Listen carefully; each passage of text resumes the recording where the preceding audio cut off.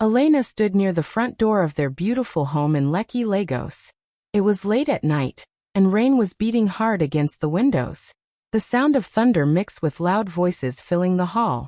Daniel was furious, his face was red, and his hands were shaking as he walked toward her. Elena held tightly to a framed wedding photo. Their photo. As if it could calm the storm between them. Daniel shouted, "I told you never to embarrass me in front of my mother." Elena's voice trembled but stayed steady. "I only said the truth, Daniel. She insulted my family again." From behind Daniel, his mother Beatrice stepped forward, her tone cold and cruel. "Truth? You don't belong here, girl. You're nothing without my son." Before Elena could reply, Daniel grabbed her arm roughly. The picture frame almost slipped from her hands. "Get out, Elena." "I'm done," he yelled. She tried to stay calm. "Daniel, please, you're angry. Just breathe. Out," he screamed, cutting her off. He pulled the front door open so hard that the handle hit the wall. Rain blew inside, splashing on the shiny marble floor. Elena's tears mixed with the rain as she whispered, "Daniel, please, this is our home." Daniel looked at her with cold eyes. "No. It's my home. And you're no longer welcome." Before she could say another word, he dragged her outside and slammed the heavy wooden door shut behind her. The sound echoed through the night like a final goodbye. Elena stood there, completely soaked. The framed wedding photo in her hands was wet and smudged, their smiling faces now blurred by the rain. For a long moment, she just stared at the closed door. The same door she had once walked through with love and hope. Her chest ached, but her eyes slowly hardened. She took a deep breath, whispering softly to herself, "One day, you'll open this same door and find that I own the world behind it." The rain kept falling, but for the first time, Elena didn't step back. She turned away from the house, holding on to her strength, the only thing Daniel couldn't take from her. Elena grew up in Ibadan, in a small but happy home. Her father was a schoolteacher who believed in hard work and honesty. Her mother was a seamstress who worked long hours, stitching clothes for neighbors to help support the family. From them, Elena learned humility, discipline, and the value of perseverance. Life was not easy, but it was peaceful. Even as a little girl, Elena had big dreams. She would sit by the window, drawing the houses she wished to live in one day, big homes with gardens and tall windows. Her parents always encouraged her to dream, reminding her that where you start in life doesn't have to decide where you end up. When she moved to Lagos after university, the city felt overwhelming at first, loud, busy, and full of competition. But Elena was determined. She started as an assistant in a small interior design firm, running errands and learning everything she could about design and real estate. Her talent soon stood out. Clients liked her taste and calm nature. Within a few years, she became a full-time designer and later opened her own small firm. That was how she met Daniel. Her company had been hired to redesign the offices of his real estate business. Daniel was charming then, polite, well-dressed, and genuinely interested in her ideas. He admired her intelligence and told her she was different from other women he knew. Elena fell in love with his confidence and how he made her feel valued. Their relationship grew quickly. Within a year, they were married in a beautiful ceremony. At first, Elena believed she had found her forever home.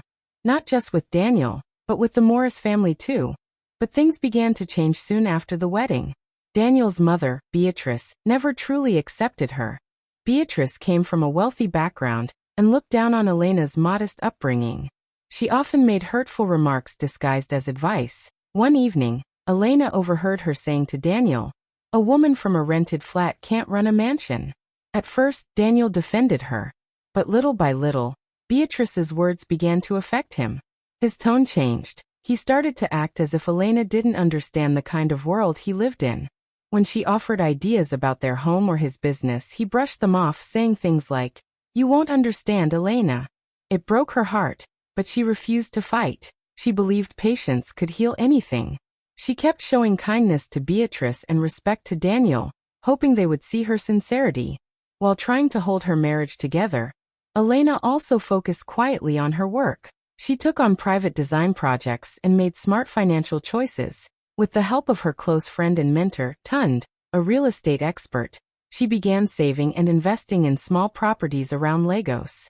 She never told Daniel about it. She wanted something of her own. a safety net in case life turned against her. Despite her growing success, Elena's personal life grew colder. Daniel stopped talking to her about his dreams or struggles.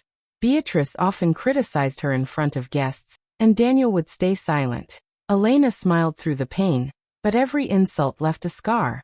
The night everything fell apart began like any other family dinner.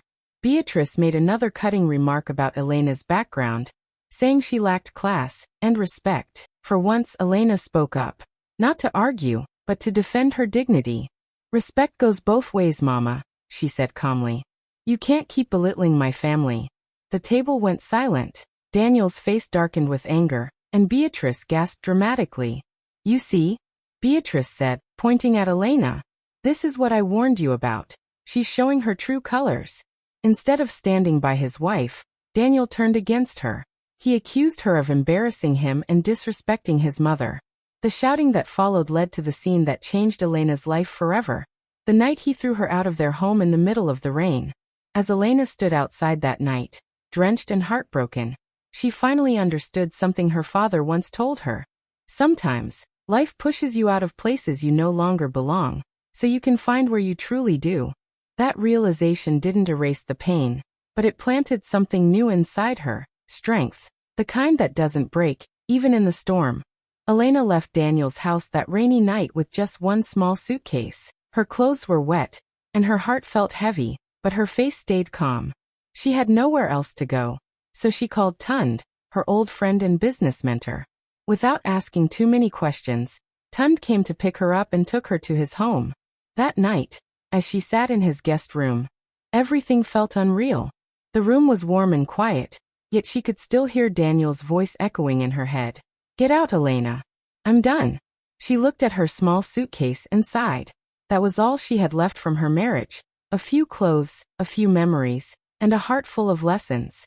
The next morning, Tund knocked gently on her door. He brought her tea and sat with her for a while. Seeing her silent and distant, he said softly, "You gave everything to that man, Elena. Maybe it's time you give something to yourself." Those words stayed in her mind. For the first time in years, Elena began to think about herself, what she wanted, what she could build, and how she could live without fear or shame. Days turned into weeks. Elena stayed in Tund's guest room, slowly healing. Instead of crying over her past, she poured her energy into her work. She reopened her design firm and started calling her old clients. Some remembered her professionalism and quickly gave her new contracts. Her focus, passion, and quiet strength began to shine again. Soon, her company landed a big project, a new real estate development in Lekki. Ironically, it was located just behind the same gated estate where Daniel lived. When she saw the address, she paused for a moment, then smiled to herself. Life had an interesting way of bringing things full circle. At one of the investor meetings, Tund was going through the property list and laughed when he saw one of the available mansions. "Imagine if you bought that one, eh?" he joked. Elena gave a small, calm smile. "Imagine," she said quietly. At first, it was just a passing thought. Buying a home so close to her old life seemed too strange. But as the weeks went by, she couldn't stop thinking about it. It wasn't about revenge. It was about peace. It would be a symbol, proof that she could build her own world right next to the one that had rejected her. Her business was growing faster than ever. She worked long hours, sometimes late into the night, meeting clients, designing interiors, and visiting construction sites. Her name began to spread among investors and developers. People respected her for her hard work and elegant taste. When the real estate deal officially opened for buyers, Elena reviewed the listings carefully. One mansion in particular stood out, beautiful, spacious, and directly behind Daniel's home. She felt her heartbeat quicken. She discussed it with Tund. "If I buy it, it won't be for him," she said. "It'll be for me, to start fresh." Tund nodded. "Then do it. You've earned that right." So Elena went ahead. Quietly, without telling anyone, she made the purchase under her company's name. No one would know it belonged to her, unless she wanted them to. The day she received the confirmation papers, she sat in silence, holding them tightly. It wasn't joy she felt, it was freedom.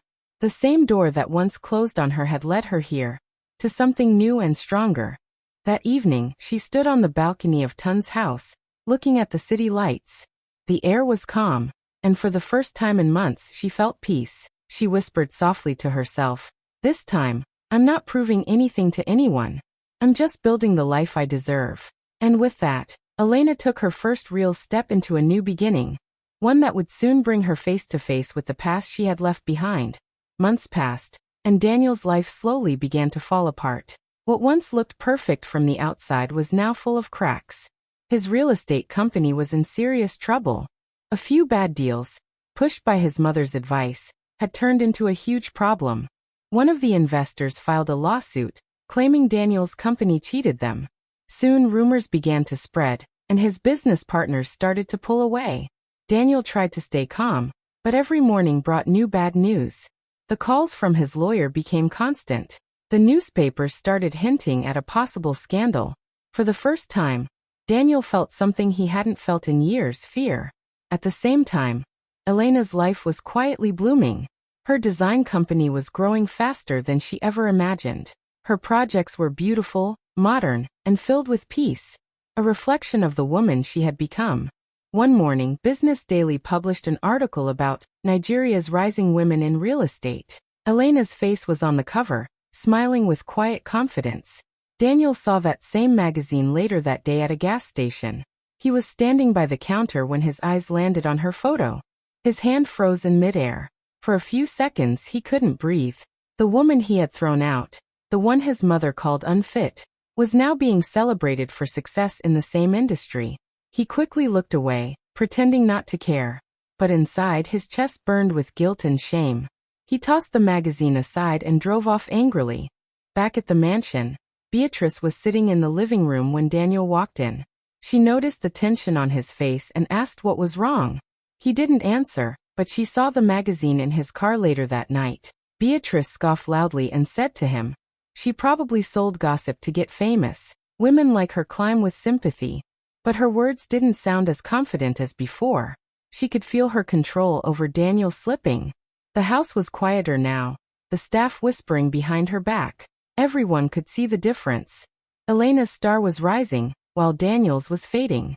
Even Claire, Daniel's secretary and secret lover, began to distance herself. She used to adore his money and power, but now she barely smiled at him.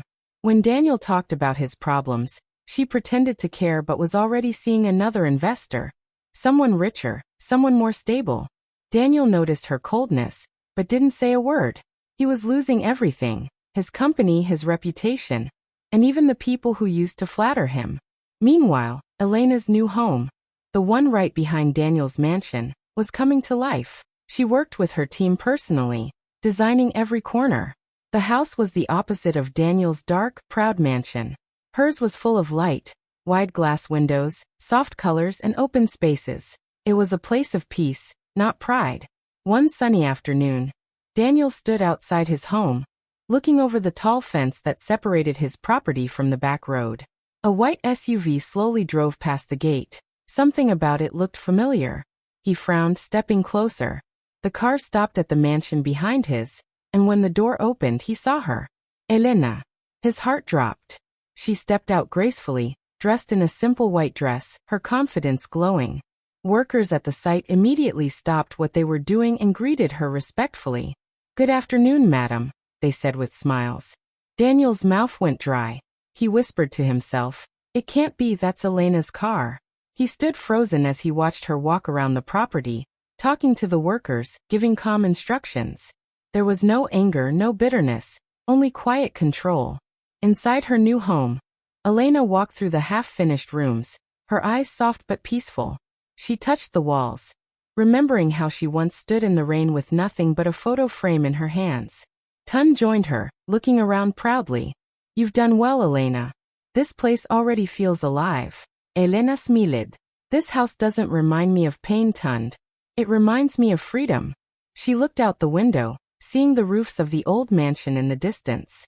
But this time she didn't feel sadness, only gratitude.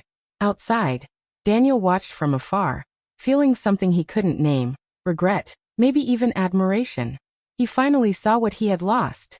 Not just a woman, but a soul full of strength. As the days went by, Daniel found it harder to ignore her success. He saw her name mentioned at business events and in newspapers. Some of his former clients even began working with her firm. Beatrice tried to keep up appearances, acting like nothing was wrong, but she could see the truth in her son's tired eyes. Every sound from the house behind them, workers, laughter, music, reminded Daniel that Elena had built something beautiful out of the same storm that had broken them apart. And though she never looked back, Daniel couldn't stop looking at. A few weeks later, Daniel's company finally collapsed. The debts, the lawsuits, the bad deals, everything came crashing down at once. The bank took control of his assets and announced plans to sell his mansion to recover the losses. Daniel tried everything to save it, but it was too late. His phone wouldn't stop ringing. Lawyers, bankers, angry clients. Everyone wanted answers he didn't have. For the first time in his life, Daniel felt completely helpless. At home, things were even worse. His mother, Beatrice, who once bragged about her son's wealth, now blamed him for everything. She shouted constantly, saying, "You ruined everything. I told you not to trust those people." Daniel no longer argued with her. He was too tired. He simply sat in silence, staring at the house that was once his pride. The house where he had thrown Elena out. Now it would soon belong to someone else. Claire, the woman he had been seeing, didn't even say goodbye. The moment she heard about his downfall, she packed her things and left. Daniel later found out she was already with another investor. Richer, more powerful, and without problems. Everything Daniel thought gave him power, money, influence, admiration, was gone. All he had left was regret. He called a realtor to help sell the mansion quickly before the bank auctioned it off. The realtor, a polite young woman named Kemi, told him she already had an interested buyer. That gave Daniel a small bit of hope. Maybe someone would buy it fast and end his misery. On the day of the house viewing, Daniel walked through the mansion one last time. The once bright home now felt cold and empty. Every room carried a memory. Laughter, arguments, broken promises. He ran his hand along the walls, remembering when Elena had designed the living room with soft colors and gentle light. She had wanted it to feel warm. He had wanted it to feel grand. Now all of it was fading. As he stood in the middle of the living room, Kemi's phone rang. She smiled politely and said, "Excuse me, sir." She stepped aside to answer. Daniel only half listened, lost in his thoughts. "Yes, ma'am, Mr. Morris is here," Kemi said. "You can come in now." Daniel frowned, confused. "You can come in," he repeated under his breath. The front door opened slowly. The sound of footsteps echoed on the marble floor. Daniel turned and froze. Elena walked in. She looked calm, graceful, and strong, a quiet confidence surrounding her. Her white blouse and soft smile made her look even more radiant than he remembered.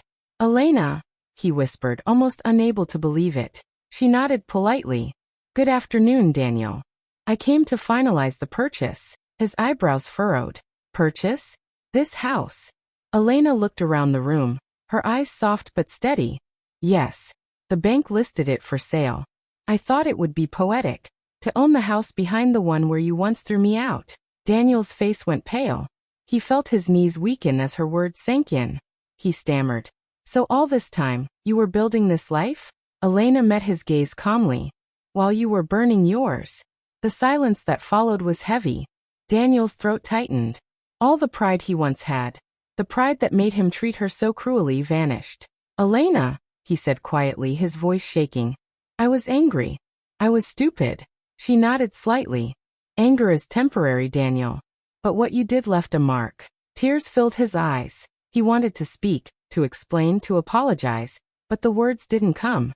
For the first time, he saw her not as the woman he had once controlled, but as the woman he could never have again. Kemi returned with the documents. She handed them to Elena for signing. Elena took the pen, signed smoothly, and returned the papers. Her hand didn't tremble once.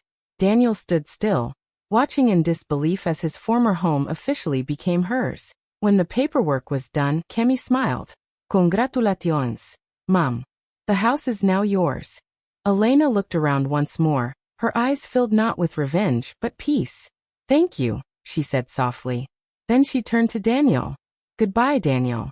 Take care of yourself." He wanted to stop her, to say something meaningful, but nothing felt right. She walked out of the mansion with quiet dignity, leaving him standing in the same doorway where he had once thrown her out.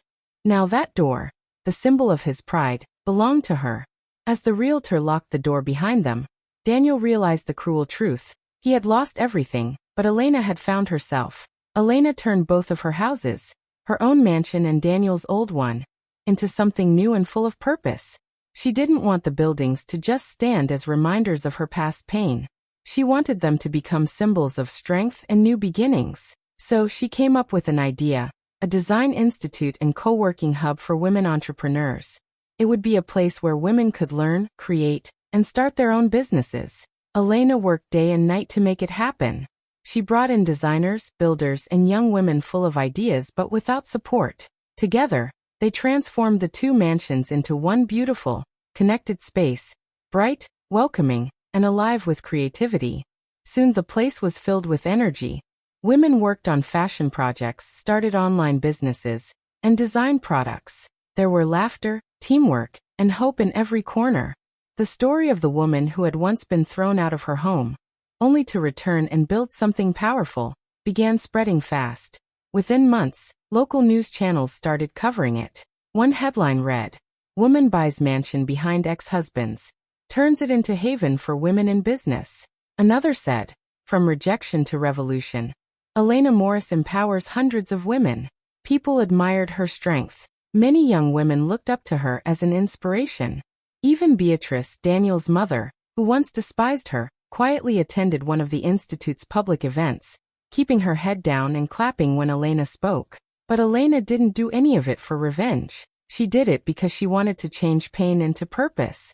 Every corner of the new space reminded her that healing isn't about forgetting. It's about transforming. One afternoon, months later, Daniel showed up at the institute.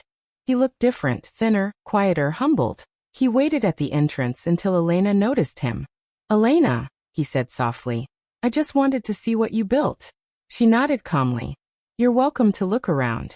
He walked through the bright halls, watching groups of women working together, laughing and planning their futures. The sight touched him deeply.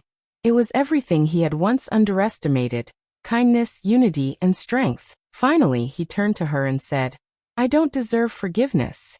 Elena looked at him gently. "You don't need it from me, Daniel," she said. "You need it from yourself." He lowered his head, silent. She reached into her bag and pulled out something wrapped in an old handkerchief. Slowly, she handed it to him. He unwrapped it. It was their old wedding photo. The same one she had held in the rain the night he threw her out. He looked up at her, eyes full of confusion and guilt. "You kept this?" Elena smiled faintly. "You threw it away, but I kept it.